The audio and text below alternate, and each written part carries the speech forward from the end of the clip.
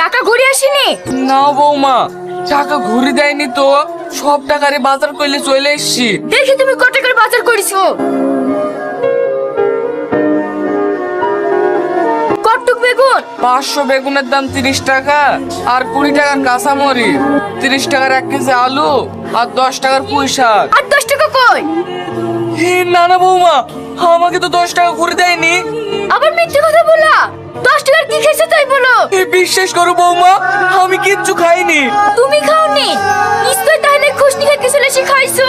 বৌমা, তোমার শ্বশুরকে বিশ্বাস করো। তোমাদের টাকা নিয়ে আমাকে কোনোদিন কিচ্ছু কিনে লেসে দেয়নি। তাহলে টাকাটা উড়ে গেল নাকি?